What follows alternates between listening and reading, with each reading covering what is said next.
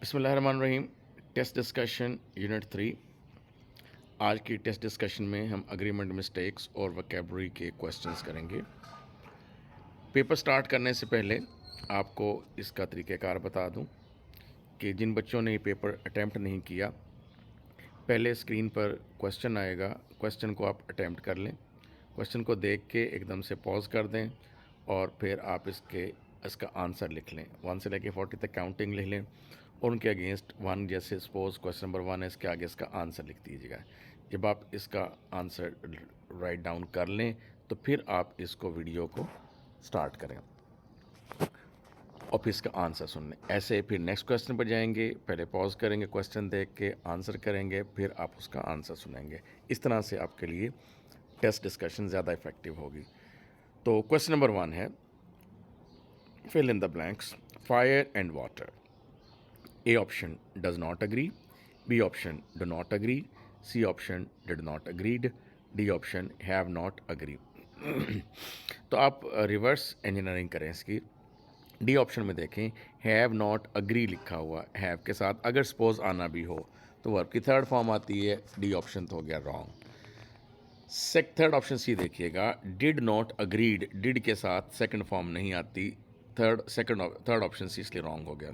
B option देखिए, fire and water do not agree या does not agree. अब यहाँ पर आपका टाई पड़ेगा रोल में। अब आपको ये याद करना होगा कि एंड के साथ ज्वाइन होने वाले दो मुख्तलिफ अल्फाज, जैसे फायर एक बिल्कुल मुख्तलिफ चीज़ है और वाटर एक बिल्कुल मुख्तलिफ चीज़ है, जब वो दोनों मिलकर किसी एक सिंगल चीज़ का इंप्रेशन आपके जहन में क्रिएट ना करें तो वो हमेशा प्लूरल रहेंगी। जब प्लूरल रहेंगी तो उसके बाद वर्ब और हेल्पिंग वर्ब भी प्लूरल आएगा। जब जब मैं ये आपको कहूँ कि प्लूरल हेल्पिंग वर्ब आएगा, इसका मतलब डू है, डज नहीं है। इसका मतलब हैव है, हैज़ नहीं है। इसका मतलब वर है, वॉज नहीं है। Question number 2, knowledge and wisdom of time, no connection. अब नॉलेज एक अलग चीज़ का नाम है और विजडम एक अलग चीज़ का नाम है। दो मुख्तलिफ चीज़ें एंड के साथ जॉइन हुई हैं तो प्लूरल हेल्पिंग वर्ब आएगा। और जैसे कि मैंने पिछले क्वेश्चन में कहा, प्लूरल हेल्पिंग वर्ब से मुराद हैव है, हैज़ नहीं है। ठीक है, इसी तरीके से प्लूरल हेल्पिंग वर्ब से मुराद आर हो सकता है, लेकिन आर ऑफ नो टाइम तो नहीं आएगा ना। पोजेशन शो करने के लिए हैव आता है। Question number 3, the horse and carriage dash at the door. अब हॉर्स को आगे रखें, कार्ट को जिस पर बैठते हैं लकड़ी का बना होता है उसके पीछे लगा होता है, उसे कहते हैं। अब दोनों चीज़ों को आप अपने जहन में लेकर आएँ तो आपके जहन में एक सिंगल यूनिट बन जाएगी। घोड़ा आगे, छकड़ा पीछे, एक यूनिट बन जाएगा इन दो से मिलकर, उसको कहते हैं टांगा। तो टांगा हैज़ कहेंगे या हैव कहेंगे, इज़ कहेंगे कि आर कहेंगे, तो आप कहेंगे tonga is at the door. B option, C option और डी ऑप्शन, इन तीनों में प्लूरल है और हमें चाहिए सिंगुलर, तो ऑड वन आउट करने के रूल से भी आप सही ऑप्शन कर सकते थे। Question number 4, the house comma with its contents comma. अब ये बात एक बड़ी इंपॉर्टेंट है, बड़ी ही एक यूज़फुल ट्रिक है कि कॉमा से लेकर कॉमा तक नॉन एसेंशियल पार्ट होता है। नॉन एसेंशियल पार्ट का मतलब ये है कि आगे चलकर ब्लैंक में जो वर्ब और हेल्पिंग वर्ब यूज़ होना है वो कॉमा से पहले वाला वर्ड, जो पहले वाले कॉमा से पहले वाला वर्ड। अब पहले वाला वर्ड क्या है? The house. हाउस सिंगुलर है इसलिए वॉज आएगा, वर नहीं आएगा। इसमें भी बाकी सारे प्लूरल हैं, एक सिंगुलर है, ऑड वन आउट कर लेंगे। आंसर आपका अल्फा हुआ। Question number 5, the guidance comma as well as the love of a mother comma. Comma से कॉमा नॉन एसेंशियल और पहले कॉमा से पहले जो वर्ड है उसको दोबारा पढ़ें ए ऑप्शन के साथ। द गाइडेंस वर गलत हो गया, द ऑप्शन आर गलत हो गया, तो third option C the guidance is, the guidance do भी नहीं होगा। क्वेश्चन नंबर 6, आर हैप्पीनेस और आर सारो। और के बाद, नॉर के बाद, बट ऑल्सो के बाद वाले वर्ड के अकॉर्डिंगली वर्ब और हेल्पिंग वर्ब आता है। इन सारे केसेस में चाहे सौरो को लें चाहे हैप्पीनेस को, ये है तो सिंगुलर, तो और के बाद वाला वर्ड है sorrow. Sorrow has largely due, sorrow are largely due, sorrow were, sorrow is. तो which was in your answer? Delta. दोबारा पढ़ते हैं, आर हैप्पीनेस और our sorrow is largely due to, are नहीं आएगा, वर नहीं आएगा, प्रेजेंस के लिए हैज़ नहीं आता, इसलिए फर्स्ट ऑप्शन ए रॉन्ग हुआ, डेल्टा आंसर है। Question number 7, neither the chairman nor the directors, neither nor either और नॉट ओनली बट ऑल्सो के केस में नॉर के बाद, और के बाद, बट ऑल्सो के बाद वाले वर्ड के अकॉर्डिंगली वर्ब और हेल्पिंग वर्ब आता है। नॉर के बाद यहाँ पर है डायरेक्टर्स, डायरेक्टर्स प्लूरल है तो हेल्पिंग वर्ब भी प्लूरल आएगा, आर प्रेजेंट आएगा, फर्स्ट ऑप्शन ए, बाकी सारे सिंगुलर हैं। Question number 8, many a man dash his own good deeds, does not, many a man does not know, did not know, do not know और does not knows. Right away आपको बताइए, does not knows तो होता नहीं, delta तो हो गया wrong. Many a man ये एक फ्रेज़ है, फ्रेज़ में लास्ट वर्ड इंपॉर्टेंट होता है। इंपॉर्टेंट से मुराद ये है कि आगे चलकर वर्ब और हेल्पिंग वर्ब उस लास्ट वर्ड के अकॉर्डिंगली आएंगे। इसमें लास्ट वर्ड है मैन, मैन सिंगुलर है, इसलिए वर्ब और हेल्पिंग वर्ब भी सिंगुलर आएगा। Many a man does not know his own good deeds. अब बी ऑप्शन क्यों नहीं आ सकता जी, डिड नॉट न्यू लिखा हुआ है, डिड नॉट नो होता तो ये भी आंसर हो सकता था। क्वेश्चन नंबर 9, पहले आप क्वेश्चन देख लें फिर इसको अटैम्प्ट करें, इसके बाद डिस्कशन सुनें। Each of these substances, each of, every one of, neither of, none of, ये सारे के सारे अपने बाद वर्ब और हेल्पिंग वर्ब सिंगुलर लेते हैं, इसलिए is found in Pakistan. Question number 10, every one of the prison, वही बात है कि वॉज आएगा, सिंगुलर होता ही है।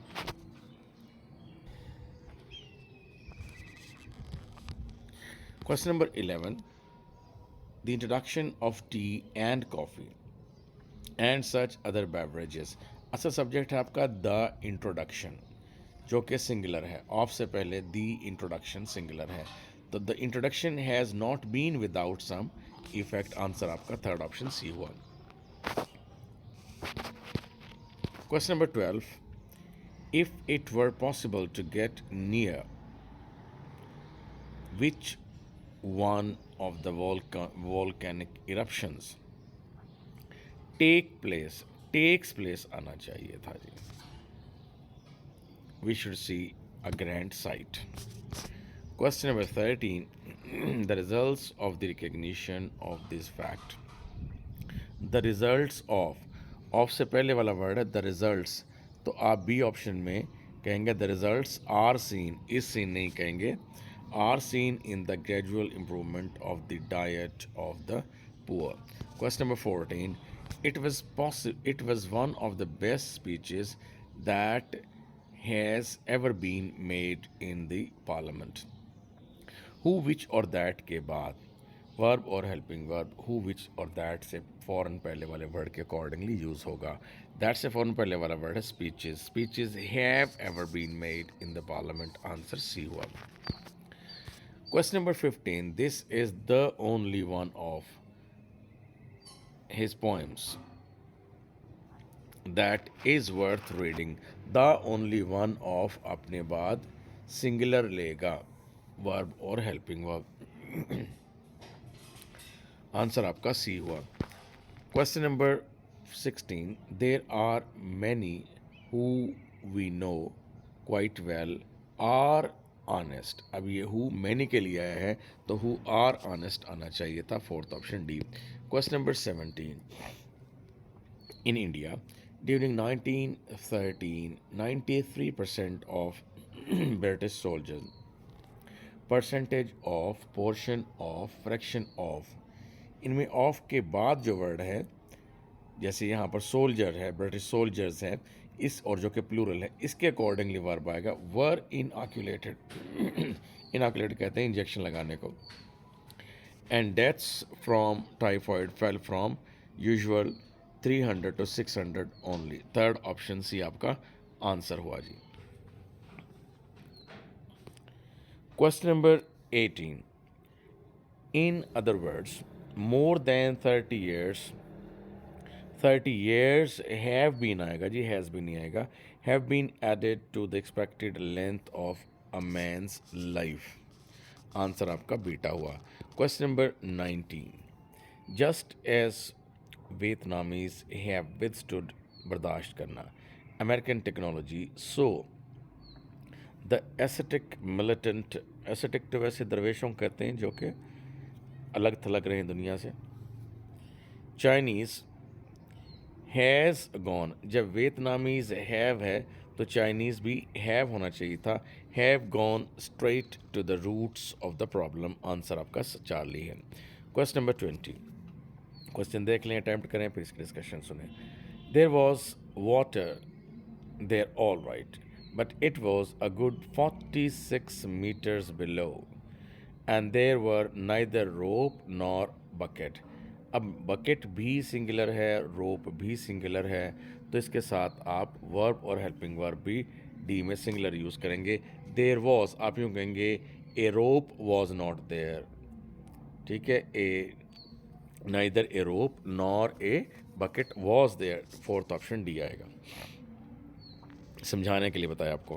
क्वेश्चन नंबर 21, 4 ऑप्शन में से 3 ऑप्शन में कहीं ना कहीं मिस्टेक है और एक ऑप्शन करेक्ट है। आप 4 ऑप्शंस पढ़ें, इसका आंसर करें और इसके बाद फिर आप देखेंगे कि मैं एक्सप्लेन करूंगा कि इसका आंसर ए है। The majority of the countries except Pakistan rely on the natural resources, B option क्यों रॉन्ग है, रिलाइज लिखा उसने। अब बात ये है portion of, percentage of, majority of के बाद जो वर्ड है जैसे यहाँ पर लिखा हुआ है कंट्रीज़, उसके अकॉर्डिंगली वर्ब आएगा रिलाई, रिलाइज तो सिंगुलर है, बी ऑप्शन इसलिए रॉन्ग हो गया। और इसी तरीके से हैव रियलाइज्ड होता या रिलाइड होता हैव, तो फिर आंसर हो सकता था सी, इसलिए रॉन्ग है। और डू नॉट रिलाई होता तो फिर ठीक होता, इसलिए आंसर अल्फ़ा है। Question number 22. The committee have appended a note to its report. Rule ये नहीं है कि कमेटी, ज्यूरी, पैनल के बाद वर्ब और हेल्पिंग वर्ब सिंगुलर आता है या प्लूरल आता है। रूल ये है कि कमेटी, पैनल और ज्यूरी वगैरह के बाद अगर हेल्पिंग वर्ब सिंगुलर है तो आगे वर्ब और हेल्पिंग वर्ब की मुनासबत से पोजेसिव एडजेक्टिव भी सिंगुलर आएगा, यानी हैज़ है तो इट्स आएगा, हैव है तो देर आएगा। तो आंसर आपका सी हुआ। The committee has appended a note to its report.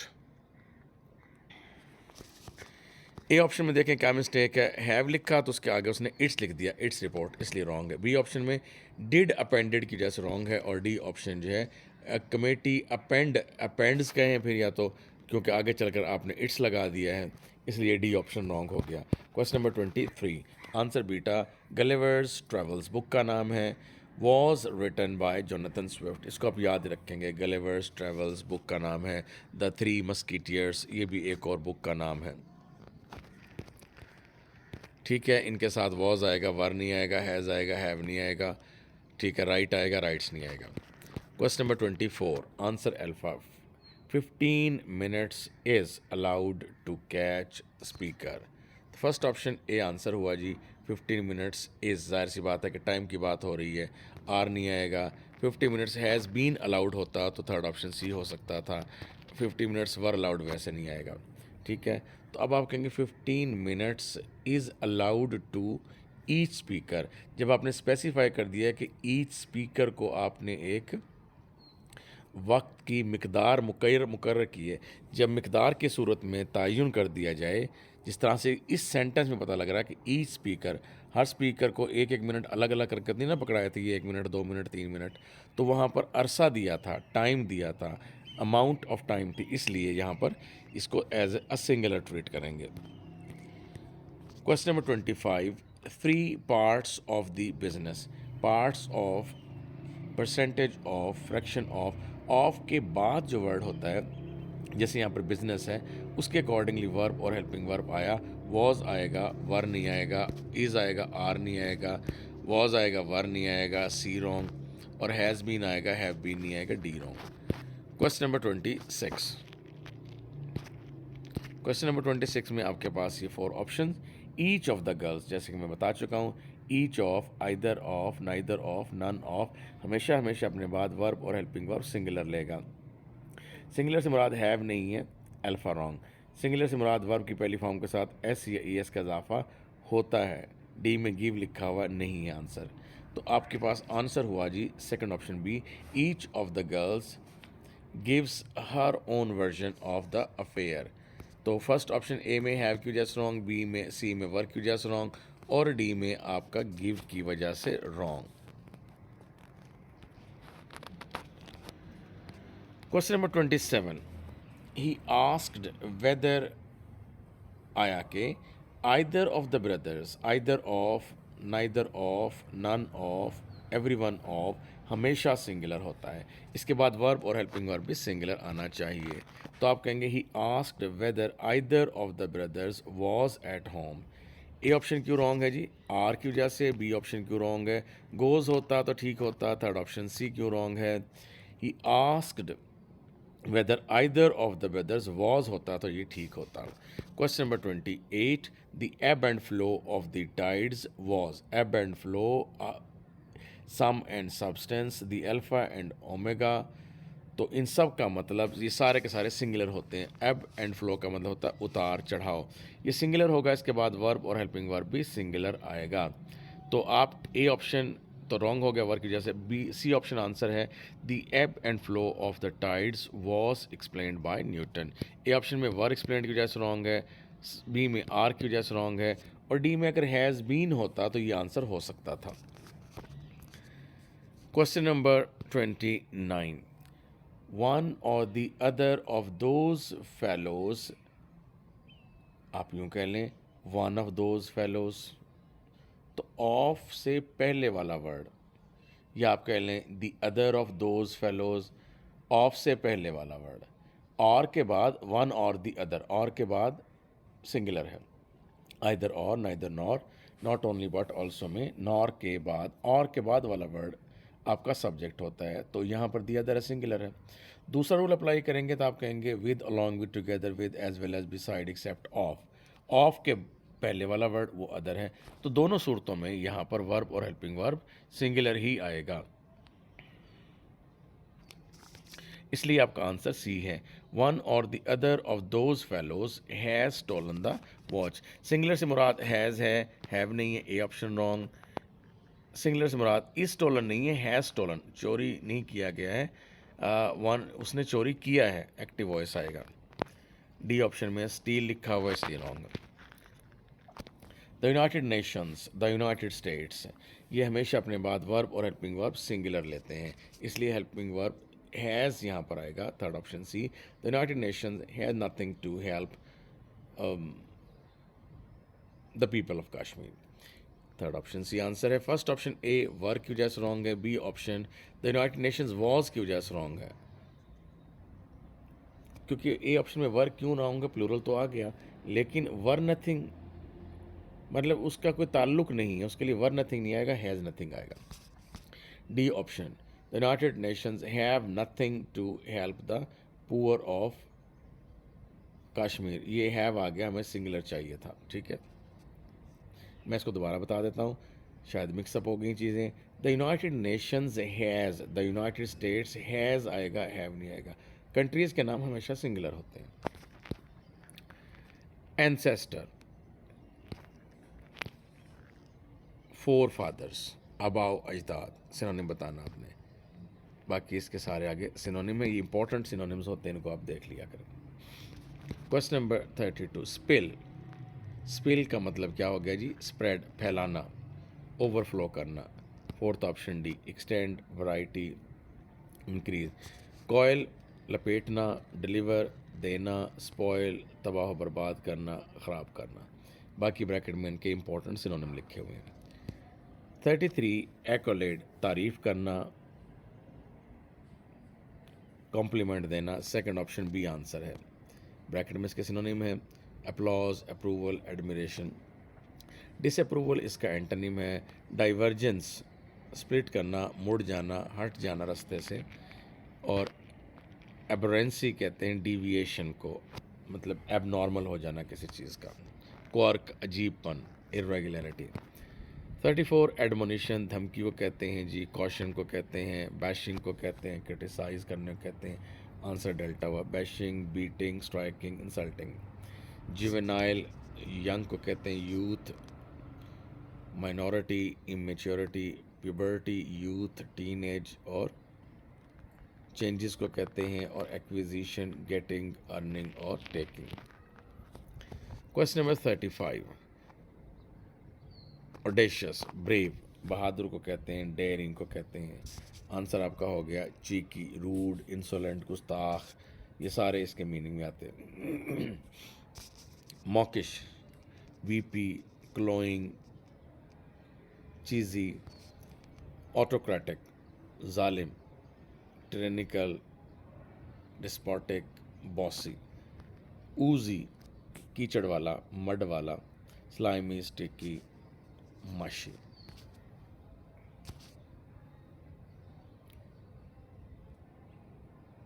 Abandonment, very very important word, छोड़ देना, लेकिन आपने इसका एंटोनिम बताना है। तो एंटोनिम इसका हुआ जी आपके पास डी ऑप्शन, बढ़ा देना आगे, बाकी सब का मतलब छोड़ देना। ये जो आपके पास फर्स्ट ऑप्शन है, सिसेशन छोड़ देना, हॉल्ट रोक देना, स्टॉपेज रोक देना, इंपॉर्टेंट सिनोनिम्स इनके आगे ब्रैकेट में है। 36, रेकलेस, केयरलेस इसका है, मतलब हमें एंटोनिम चाहिए, केयरफुल आ जाएगा, फर्स्ट ऑप्शन ए आंसर है, हार्ड वर्किंग, हैप्पी और kind. 38, he trend regularly. Question number 38, he trend regularly for the marathon. Marathon कहते हैं कि एक बहुत लंबी रेस होती है 42 किलोमीटर, और उसके लिए स्टेमिना चाहिए होता है। कॉन्सिक्वेंटली, नतीजतन, ऐसे दो जुमलों के दरमियान consequently, as a result, therefore, however, whereas, that's why, so, thus, इस तरह के अल्फाज आ जाएं तो एक तो बात यह है कि इनका नाम होता है कंजंक्टिव एडवर्ब, दूसरी बात यह है कि इनको लिखने का तरीका ये है कि इनसे पहले सेमीकोलन आता है और इनके बाद कॉमा आता है। Consequently he was prepare to finish it, जाहिर सी बात है कि ट्रेनिंग जो है वो प्रिपेयर करने के लिए, फिनिश करने के लिए काम आती है। आंसर आपका अल्फा हुआ, हेजिटेंट रुकना, रिलक्टेंट हिचकिचाना, कंफ्यूज परेशान होना। 39, the shop offered discounts on all items, as a result, वही कंजंक्टिव एडवर्ब, पहले सेमीकोलन बाद में comma, the customers were excited, cause and effect. Last but not least, implementation, spelling याद करनी है आपने, फोर्थ ऑप्शन डी आंसर हुआ।